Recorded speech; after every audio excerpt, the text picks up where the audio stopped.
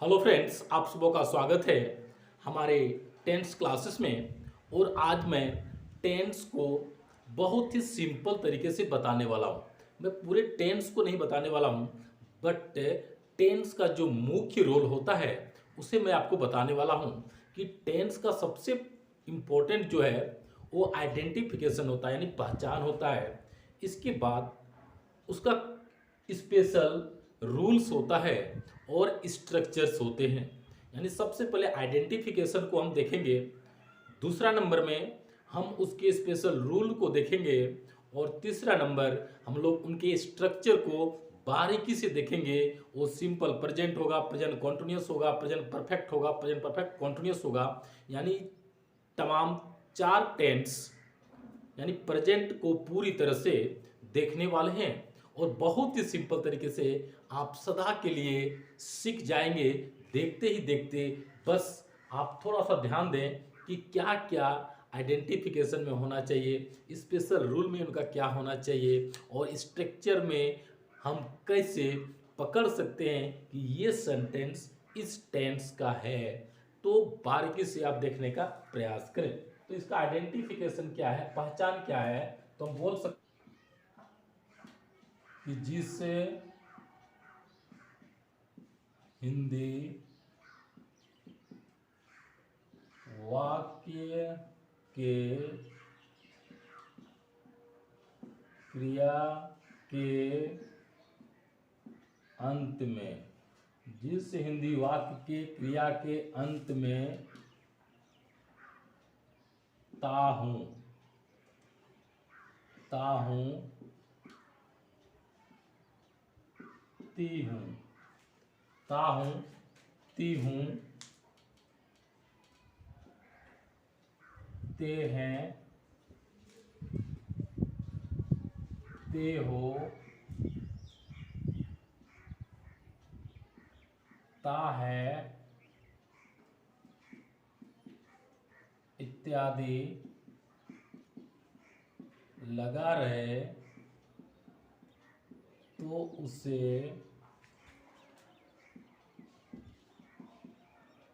सामान्य वर्तमान काल कहते हैं। ये दोस्तों आपका क्या हो गया, ये पहचान हो गया कि कोई भी वाक्य होगा उसमें क्या होगा, अंत में ताहू रहेगा, या तो तीहू हो सकता है, ते हैं, या तो ते हो, या तो ता है, इत्यादि लगा रहे तो उसे सामान्य वर्तमान काल हम लोग सिंपल में उसको कहेंगे। अगला बात ये है कि स्पेशल रूल में उसका क्या होना चाहिए। तो स्पेशल रूल में हम देख सकते हैं कि यहाँ पर देख सकते हैं आई, वी, यू, दे एवं प्लूरल नाउन सब्जेक्ट के साथ भी1 एवं डू का प्रयोग किया जाता है, प्रयोग किया जाता है। और दूसरा बात है कि ही, सी, इट एवं सिंगुलर नाउन सब्जेक्ट के साथ भी एवं डज लगता है।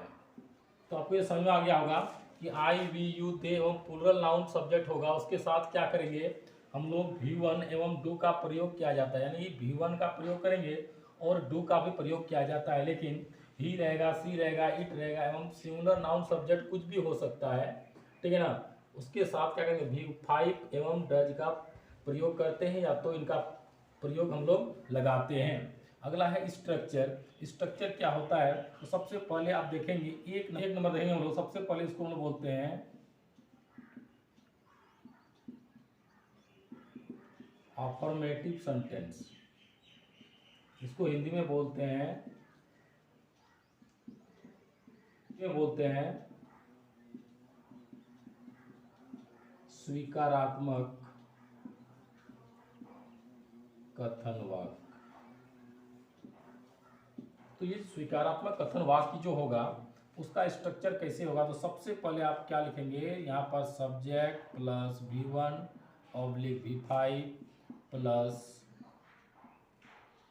Object plus full stop. आपका ये क्या हो गया, एक नंबर का स्ट्रक्चर बन जाता है। कोई भी होगा जो अफर्मेटिव सेंटेंस का होगा तो इसी सेंटेंस के आधार पर, इस स्ट्रक्चर के आधार पर हम उसको बनाने का प्रयास करेंगे। दूसरा नंबर हम देखते हैं इसी का है, इसको निगेटिव सेंटेंस बोलते हैं। निगेटिव सेंटेंस इसको बोलते हैं नकारात्मक वाक्य। तो क्या बोलते हैं, इसको बोलते हैं नकारात्मक वाक्य, यानी निगेटिव सेंस होगा। तो इसका अर्थ हो जाएगा, इसका स्ट्रक्चर बनेगा subject plus do oblique does plus not plus V1 plus object plus full stop. तो ये आपका निगेटिव सेंटेंस क्या होता है दोस्तों, बन जाता है। कोई भी निगेटिव सेंटेंस होगा सिंपल प्रेजेंट टेंस का, तो सबसे पहले क्या करेंगे, सब्जेक्ट लिखेंगे, इसके बाद डू या डज का प्रयोग करेंगे। आप बोल सकते हैं कि डू और डज का प्रयोग क्यों करेंगे, तो मैंने यहाँ पर आपको लिखाया है कि आई वी यू दे एवं प्लूरल नाउन सब्जेक्ट के साथ V1 एवं डू का प्रयोग किया जाता है। या जो इसमें रहेगा उसका डू लगाएंगे, और जो इस सब में रहेगा उसके साथ हम डज का प्रयोग करेंगे, फिर नॉट लगाएंगे। नॉट लगाने के बाद पुनः क्या करेंगे, V1 का प्रयोग करेंगे, फिर ऑब्जेक्ट का प्रयोग करेंगे और लास्ट में फुल स्टॉप का प्रयोग कर देंगे। तो इस तरह से ये सेंटेंस मेरा क्या हो जाता है, बन जाता है। सकते हम लोग इसको बोलते हैं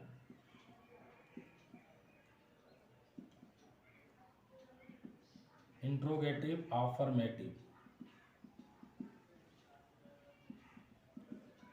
इंट्रोगेटिव अफर्मेटिव का अर्थ होता है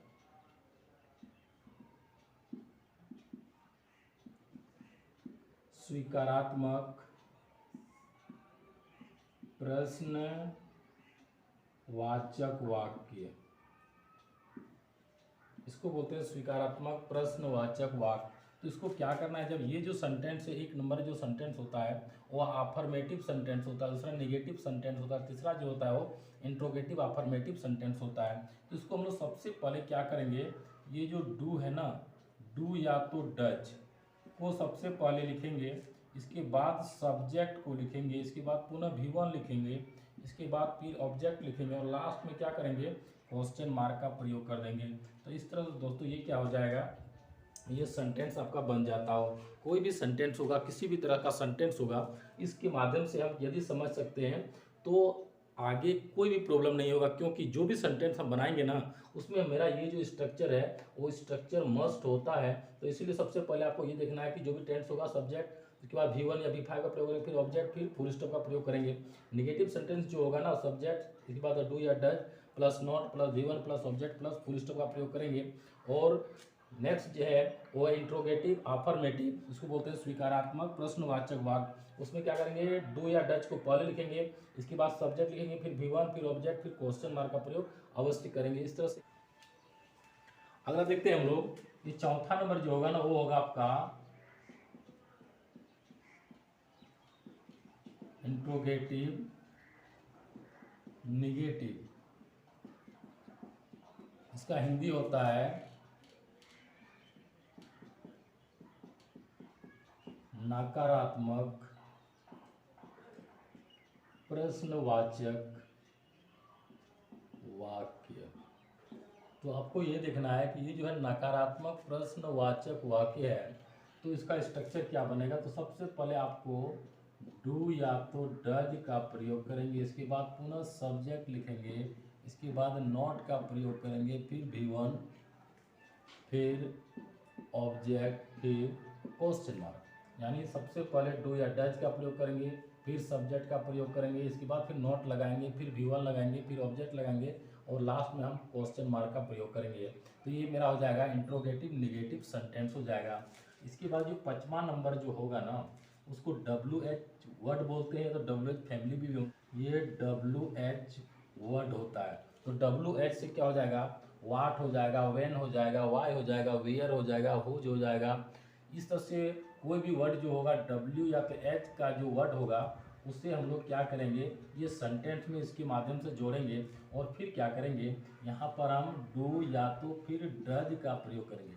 यानी WH वर्ड के बाद क्या करेंगे, डू या डज का प्रयोग करेंगे। इसके बाद पुनः सब्जेक्ट लिखेंगे, फिर V1 लिखेंगे, फिर ऑब्जेक्ट लिखेंगे, फिर क्वेश्चन मार्क हम इसका प्रयोग करेंगे। तो ये जो है ना अफर्मेटिव में हो गया। और इसी का हम निगेटिव यदि बनाते हैं, इसी का निगेटिव बनाएंगे तो WH वर्ड लिखेंगे, फिर डू या तो डज लिखेंगे, फिर सब्जेक्ट लिखेंगे, फिर नॉट लिखेंगे, फिर V1 लिखेंगे, फिर ऑब्जेक्ट लिखेंगे, फिर क्वेश्चन मार्क प्रयोग करेंगे। ये आपका क्या हो गया, ये आपका WH अफर्मेटिव में हो जाता है और ये WH निगेटिव में हो जाता है आपका। तो ये समझ में आ गया होगा आपको, ये WH अफर्मेटिव में हो गया, WH निगेटिव में हो गया।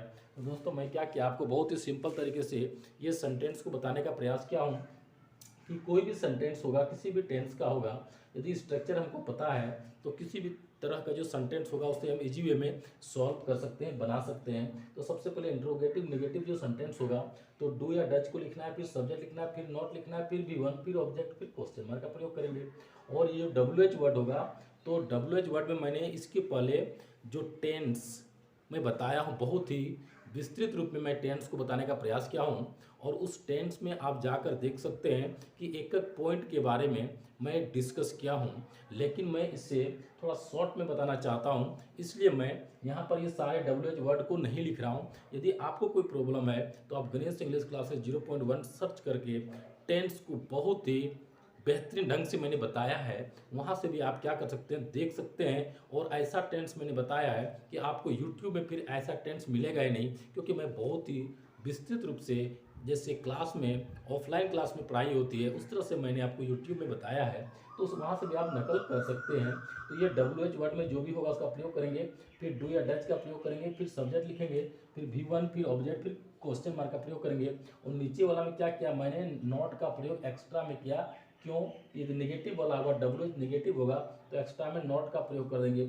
इस तरह से ये सिंपल प्रेजेंट टेंस का आइडेंटिफिकेशन, स्पेशल रूल और स्ट्रक्चर समाप्त होता है। फिर हम लोग अगला टेंस प्रेजेंट कॉन्टिन्यूअस देखते हैं। अगला देखते हैं, ये है प्रेजेंट कॉन्टिन्यूअस टेंस, यानी इसको बोलते हैं अपूर्ण वर्तमान काल। इसका आइडेंटिफिकेशन क्या है, पहचान हम बोलेंगे इसको कि जिस हिंदी वाक्य के क्रिया के अंत में क्या होगा, वो रहा हूँ होगा, रहे हैं, या तो रही हूँ, या तो रहा है, या तो रही हो, रहे हो इत्यादि लगा रहे तो उसे अपूर्ण वर्तमान काल कहते हैं। यानी ये सब पहचान यदि लगा हो तो उसे हम लोग प्रेजेंट कॉन्टिन्यूअस टेंस कहेंगे।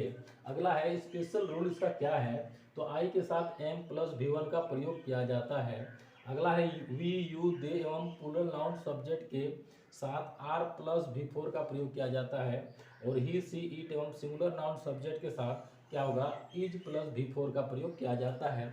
अगला प्रेजेंट कॉन्टिन्यूअस का स्ट्रक्चर है affirmative sentence, negative sentence, interrogative affirmative, interrogative negative, WH affirmative sentence और WH नेगेटिव सेंटेंस। ये तमाम स्ट्रक्चर्स को हम बहुत ही सिंपल तरीके से अभी बताने वाले हैं। आप देखते ही देखते इन सभी तमाम जो स्ट्रक्चर्स है ना, आप एक बार यदि समझ जाएंगे तो लाइफ भर आपको कोई प्रॉब्लम नहीं होगा।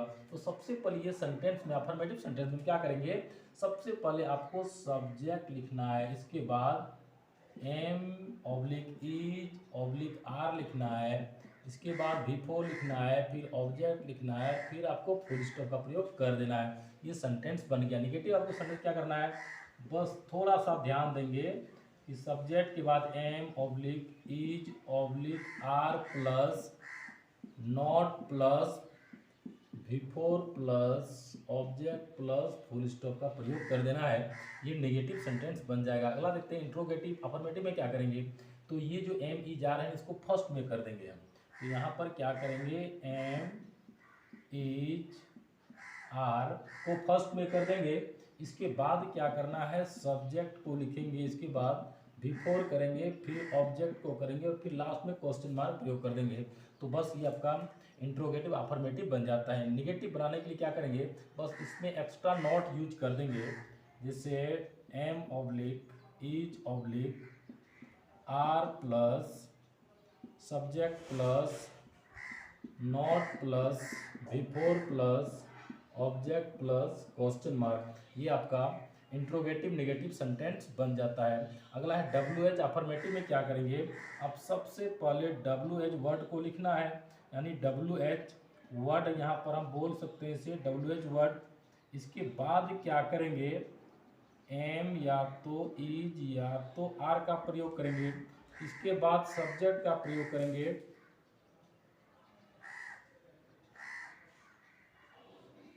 फिर बिफोर का प्रयोग करेंगे, फिर ऑब्जेक्ट का प्रयोग करेंगे और लास्ट में क्वेश्चन मार्क का प्रयोग कर देंगे।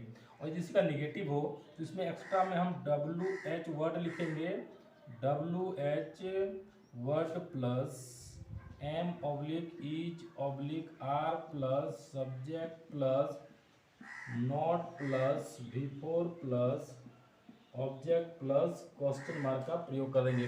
तो दोस्तों मैं आपको बहुत ही सिंपल तरीके से ये बताने वाला हूँ। यदि आप ये क्या करेंगे, जो अफर्मेटिव सेंटेंस होगा प्रेजेंट कंटिन्यूअस का, तो subject am is are plus before plus object plus full stop का प्रयोग करेंगे। तो नेगेटिव होगा इसमें एक्स्ट्रा क्या करेंगे, नॉट का प्रयोग कर देना है। इंट्रोगेटिव सेंटेंस होगा तो क्या करना है, ये एम इज आर को मैंने यहाँ पर जो लिखा है ना, उसको फर्स्ट में यहाँ पर एम इज आर का प्रयोग कर देंगे। इसके बाद सब्जेक्ट लिखेंगे, फिर बिफोर, फिर ऑब्जेक्ट, फिर क्वेश्चन मार्क। और नेगेटिव वाला सेंटेंस होगा तो am is are plus subject, इसके बाद नॉट V1, फिर ऑब्जेक्ट, फिर क्वेश्चन मार्क का प्रयोग कर देंगे, ये बन जाएगा। डब्ल्यू एच में कोई भी हो सकता है, what, how, where, why, which, whom, ये सारे वर्ड्स को डब्ल्यू एच वर्ड बोलते हैं। और इसके बाद क्या करेंगे, हम एम इज आर का प्रयोग करेंगे, फिर सब्जेक्ट लगाएंगे, फिर बिफोर, फिर ऑब्जेक्ट, फिर क्वेश्चन मार्क का प्रयोग कर देंगे। और डब्ल्यू एच में नेगेटिव होगा तो क्या करेंगे, सब्जेक्ट के बाद हम नॉट एक्स्ट्रा में लगा देंगे। तो इस तरह से ये स्ट्रक्चर जो है ना आपका बन के रेडी है। आगे देखते हैं हम लोग, ये जो है ना प्रेजेंट परफेक्ट टेंस यानी पूर्ण वर्तमान काल जो होता है उसका आइडेंटिफिकेशन क्या होता है, उसका स्पेशल रूल क्या होता है, उसका स्ट्रक्चर को भी हम लोग देखेंगे। तो सबसे पहले आइडेंटिफिकेशन यानी पहचान दिया गया है कि जिस हिंदी वाक्य के क्रिया के अंत में क्या रहेगा। आप देख सकते हैं कि ये चुका हूँ, या तो चुकी हूँ, चुके हैं, चुके हो, चुकी है, चुका है, आ हूँ, ए है, ए हो, या तो ई है इत्यादि लगा रहे तो उसे पूर्ण वर्तमान काल कहते हैं। यानी कहने का अर्थ हुआ, ये आ हूं का अर्थ हुआ आकार की मात्रा वाला रहेगा, ए है का अर्थ हुआ एकार की मात्रा वाला रहेगा, और ई है का अर्थ होता है दीर्घिकार या तो हिर्षिकार की मात्रा वाला रहेगा। तो ये वर्ड यदि रहेगा जिस वाक्य के अंत में, तो समझ जाएंगे ये प्रेजेंट परफेक्ट टेंस के अंतर्गत आता है। और स्पेशल रूल कुछ है कि आई, वी, यू, दे एवं प्लूरल नाउन सब्जेक्ट के साथ हैव प्लस V3 का प्रयोग किया जाता है। यानी इन तमाम के साथ हैव प्लस V3 का प्रयोग करेंगे, लेकिन ही, सी, इट या सिंगुलर नाउन सब्जेक्ट के साथ हैज प्लस V3 का प्रयोग किया जाता है। अगला है कि जब दिन, महीना, बजे, वर्ष, शताब्दी बिल्कुल निश्चित हो तो सिंस का प्रयोग किया जाता है, लेकिन लंबी एवं अनिश्चित के साथ फॉर का प्रयोग किया जाता है। तो ये दोस्तों आपको ये समझ में आ गया होगा कि बहुत ही सिंपल है कि कोई भी जिस हिंदी वाक्य का क्रिया के अंत में क्या होगा, चुका हूँ रहेगा, या तो चुकी हूँ हो सकता है, चुके हैं, चुके हो, चुकी है, चुका है, आ हूँ, ए है, ए हो, या तो ई है। तो ये क्या करेंगे, ये हिस्सी कार में भी आ सकता है और दीर्घी कार में भी आ सकता है, यानी हिस्सी और दीर्घी दोनों में ये क्या हो सकता है, आ सकता है। तो यहाँ पर हम क्या करेंगे, तो वहाँ पर हम इसको समझ जाएंगे प्रेजेंट परफेक्ट टेंस की बनावट है, और इन सभी के साथ हम हैव प्लस V3 का प्रयोग करेंगे। बाकी इन सबों के साथ हैज प्लस V3 का प्रयोग करते हैं। और जब दिन, महीना, बजे, वर्ष, शताब्दी बिल्कुल निश्चित होगा तो सिंस का प्रयोग डालेंगे, और लंबी एवं अनिश्चित के साथ हम फॉर का प्रयोग करते हैं। कभी कभी यदि निश्चितता का बोध कराएगा तो सिंस और फॉर का प्रयोग करेंगे, और यदि नहीं है तो नहीं भी कर सकते हैं। यदि है तो करेंगे, नहीं है तो नहीं करेंगे। आगे हम लोग देखते हैं इनकी स्ट्रक्चर्स को बहुत ही सिंपल तरीके से। सेंटेंस को कैसे हम लोग बनाते हैं, बहुत ही सिंपल है, इसको समझ जाएंगे तो बहुत ही आराम से हम इसको बना सकते हैं। इसे अफर्मेटिव सेंटेंस जो होता है ना, इसको हम लोग बोलते हैं स्वीकारात्मक कथन वाक्य। क्या बोलते हैं, स्वीकारात्मक, इसको बोलते हैं स्वीकारात्मक कथन वाक्य। तो इसको हम लोग क्या करेंगे, सबसे पहले यहाँ पर आपको सब्जेक्ट लिखना है, इसके बाद हैव या तो हैज का प्रयोग करना है, इसके बाद V3 लगाना है, फिर ऑब्जेक्ट लगाना है, फिर फुल स्टॉप लगाना है। इसमें हम सिंस और फॉर का भी प्रयोग यदि सेंटेंस में करना है तो कर सकते हैं, और यदि नहीं है तो इस तरह से भी सेंटेंस हम बना सकते हैं, और चाहेंगे तो यहाँ पर हम सिंस फॉर का प्रयोग भी ऐड कर सकते हैं। तो सब्जेक्ट प्लस हैव या has plus V3 plus object plus full stop, इस तरह से ये सेंटेंस बन जाता है। अगला है निगेटिव सेंटेंस में सिर्फ हम नॉट का प्रयोग कर देंगे, have oblique has not V3 plus object plus full stop. यदि इसमें सिंस और फॉर का प्रयोग करना होता, यदि कोई पॉइंट ऑफ टाइम है तो वहाँ पर हम क्या करेंगे, सिंस और फॉर का प्रयोग कर देंगे, लेकिन नहीं है तो इस मॉडल से हम इसको बनाएंगे। अगला है इंट्रोगेटिव अफर्मेटिव को कैसे बनाएंगे। जो हैव हैज है इसको फर्स्ट में कर देंगे, यहाँ पर जो हैव और ये जो हैज है इसको पहले कर देंगे, इसके बाद क्या करेंगे, सब्जेक्ट को लिखेंगे, इसके बाद V3, इसके बाद ऑब्जेक्ट, इसके बाद क्वेश्चन मार्क। यानी निगेटिव सेंटेंस का अर्थ क्या हो गया, ये नकारात्मक वाक्य हो जाता है, ये हो गया नकारात्मक वाक्य हो गया। तो इसका स्ट्रक्चर बन गया subject plus have oblique has plus not plus V3 plus object plus full stop. और ये इंट्रोगेटिव अफर्मेटिव जो है ना, इसको बोलते हैं स्वीकारात्मक प्रश्नवाचक वाक्य। मैंने फर्स्ट में पूरा विस्तृत से लिख दिया हूँ, ताकि हर सेंटेंस में लिखना कोई आवश्यकता नहीं है, आप एक बार समझ जाएंगे तो समझ जाएंगे कि सारा सेंटेंस इसी तरह बन रहा है। तो यहाँ पर है इंट्रोगेटिव अफर्मेटिव जो होता है इसको बोलते हैं स्वीकारात्मक प्रश्नवाचक वाक्य। तो उसका क्या बनेगा, have oblique has plus subject plus V3 plus object plus question mark, ये आपका बन गया। अगर इंट्रोगेटिव नेगेटिव को हम बोलते हैं नकारात्मक प्रश्नवाचक वाक्य। इसको बनाने के लिए सबसे पहले हैव का प्रयोग करेंगे, इसके बाद हैज लगाएंगे, इसके बाद क्या करना है, have oblique has plus subject plus not V3 plus object plus question mark last में लगाना है। तो ये सेंटेंस आपका क्या होता है, इंट्रोगेटिव निगेटिव बन जाता है। अगला है WH अफर्मेटिव में कैसे बनेगा। तो WH अफर्मेटिव में बनाने के लिए सबसे पहले क्या करना है, ये WH वर्ड को लिखना होगा, WH वर्ड होगा, इसके बाद ये हैव या तो हैज का प्रयोग करेंगे, इसके बाद सब्जेक्ट लगाएंगे, इसके बाद V3 लगाएंगे, फिर ऑब्जेक्ट लगाएंगे, और फिर लास्ट में क्वेश्चन मार्क का प्रयोग करेंगे। तो WH word plus have oblique has plus subject plus V3 plus object plus question mark, ये सेंटेंस आपका बन जाता है। इसी का निगेटिव यदि बनाना है, WH निगेटिव बनाना है, तो क्या करेंगे, WH word plus have oblique has plus subject plus not plus V3 plus object plus question mark का प्रयोग करेंगे। दोस्तों आपको ये बहुत सिंपल में मैं आपको ये बता रहा हूँ, ये जो टेंस का मैं डिटेल से वीडियो बनाया हूँ उसमें आप अच्छी तरह से देख सकते हैं, लेकिन ये मैं क्या कर रहा हूँ, ये सिर्फ आपको एक एग्जाम की तैयारी के संबंध में मैं आपको बता रहा हूँ। यदि आपको ये स्ट्रक्चर मालूम रहेगा तो कोई भी सेंटेंस को कन्वर्ट करने में, कोई भी सेंटेंस को आपको चेंज करने में, या तो कोई भी सेंटेंस किस टेंस का है, किस टेंस में हमको बदलना है, तो उसके आधार पर आप क्या कर सकते हैं, इसका भरपूर उपयोग कर सकते हैं।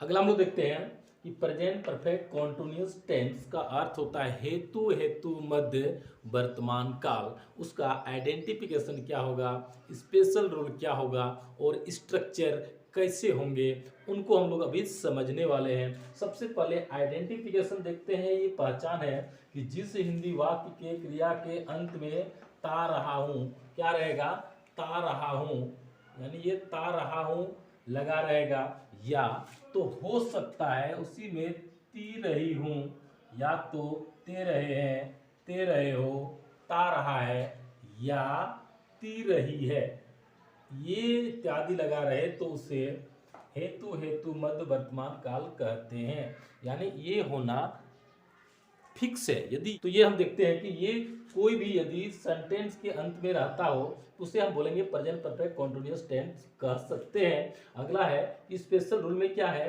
कि आई, वी, यू, दे एवं प्लूरल नाउन सब्जेक्ट के साथ क्या करना है, ये आपका, ये आप हैव बीन प्लस V4 का प्रयोग करेंगे। क्या करेंगे?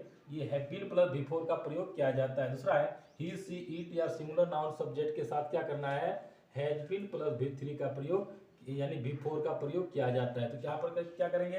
हैव बीन प्लस V4 का प्रयोग करेंगे और यहाँ पर क्या करेंगे? आप हैज बीन प्लस V4 का प्रयोग करेंगे। अगला है कि सिंस का प्रयोग भी हम लोग करते हैं कब? जब दिन, महीना, बजे, वर्ष, शताब्दी बिल्कुल निश्चित हो तो हम सिंस का प्रयोग करते हैं, और जब लंबी समय या अनिश्चितता का बोध कराएगा तो हम फॉर का प्रयोग करते हैं। आपको ये समझ में आ गया होगा कि कोई भी इन सबों में या तो ता रहा हूँ होगा, या तो ती रही हूँ, या तो ते रहे हैं, या तो ते रहे हो, ता रहा है या तो ती रही है इत्यादि कोई भी किसी भी वाक्य के अंत में लगा रहा है तो हम समझ जाएंगे कि ये प्रेजेंट परफेक्ट कॉन्टिन्यूअस टेंस का है।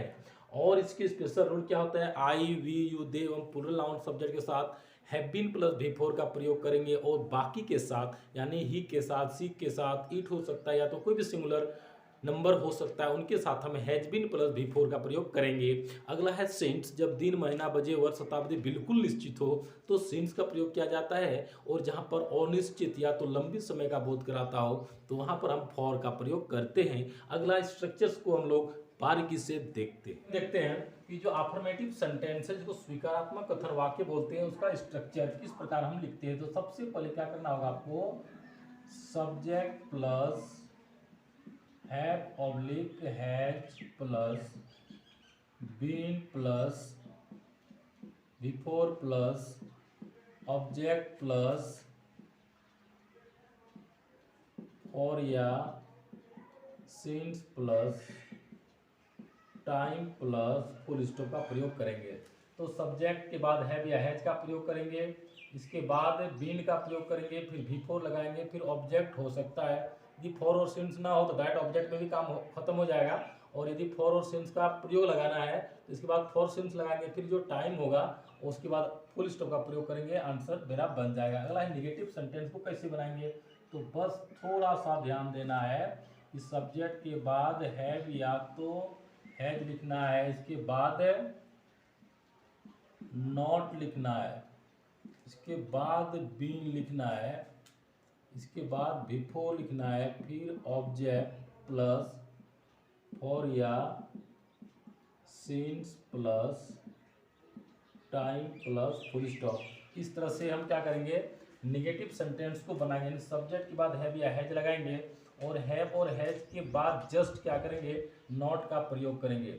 आई यानी सब्जेक्ट के बाद हैव या हैज प्लस नॉट, बीन के बाद नॉट का प्रयोग नहीं करेंगे, डायरेक्ट हम यहीं पर नॉट का प्रयोग करेंगे। अगला है इंट्रोगेटिव। अफर्मेटिव में क्या करेंगे? हैव हैज को आगे लिख देंगे। ये जो हैव है या तो हैज, इसके बाद सब्जेक्ट हैव या has plus subject plus been V4 object for या since plus time plus question mark का प्रयोग कर देंगे। और इसमें इंट्रोगेटिव नेगेटिव सेंटेंस हो तो नॉट का प्रयोग कर देंगे। तो क्या लिखना है? हैव या तो हैज, फिर subject not been V4 object for oblique since plus time plus question mark का प्रयोग कर देंगे। ये सेंटेंस का स्ट्रक्चर आपका बन के तैयार है। अगला है कि WH अफर्मेटिव वाले सेंटेंस को कैसे बनाएंगे। तो WH अफर्मेटिव में सबसे पहले क्या करना है? आपको WH वर्ड लिखना है, इसके बाद क्या करेंगे?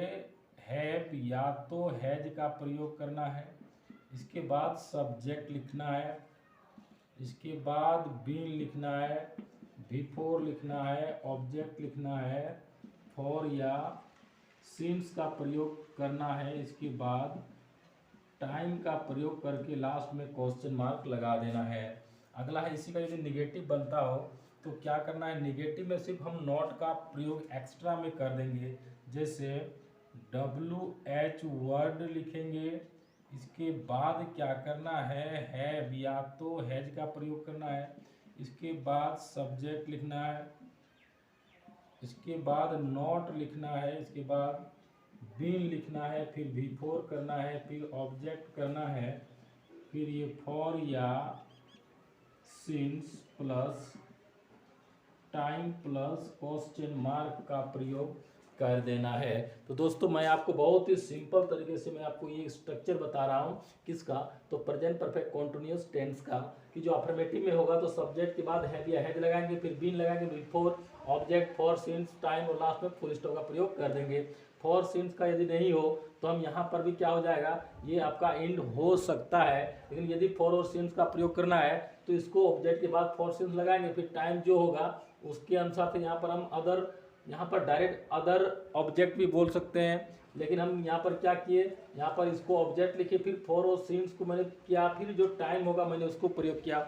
यानी यहाँ पर लास्ट में आप ये बोल सकते हैं कि subject plus have has plus been plus before plus other object, ऐसे भी हम लिख सकते हैं, लेकिन मैंने क्या किया आपको थोड़ा सा एक्सप्लेन कर दिया ताकि आपका ये हमेशा बने रहे। नेगेटिव में क्या करना है, एक्स्ट्रा में नॉट का प्रयोग कर देना है, सेम है नॉट का प्रयोग कर देना है, ये आपका बन जाएगा। इंट्रोगेटिव अफर्मेटिव में क्या करना है, हैव हैज को आगे कर देना है, सब्जेक्ट लिखना, फिर बीन, बीन के बाद before object for since plus time, last में क्वेश्चन मार्क का प्रयोग कर देना है। इंट्रोगेटिव नेगेटिव में सिर्फ एक्स्ट्रा में नोट लगा देना है, और डब्ल्यू एच अफर्मेटिव जो होगा तो डब्ल्यू एच वर्ड लिखेंगे, फिर हैव हैज का प्रयोग करेंगे, फिर सब्जेक्ट, फिर बीन, फिर before object for since time object question mark का प्रयोग कर देंगे। और इसी में नेगेटिव जब होगा तो एक्स्ट्रा में क्या करेंगे, यहाँ पर नोट का प्रयोग कर देंगे। आपका ये स्ट्रक्चर बन के तैयार है दोस्तों। आप क्या करेंगे, ये जो स्ट्रक्चर से उसको आप प्रयास करते रहें, और फिर अगले वीडियो में मैं पास्ट का और फिर अगले फ्यूचर का जो स्ट्रक्चर होता है मैं बहुत ही डिटेल में आपके बीच पेश करने वाला हूं। दोस्तों आप बने रहें, और यदि आप मेरे चैनल में न्यू है तो आपसे आग्रह होगा कि आप सब्सक्राइब अवश्य कर लें, ताकि आपको नोटिफिकेशन टाइम टाइम पर मिलता रहे, और आपका जो भी कन्फ्यूजन है वो सदा के लिए समाप्त हो जाएगा।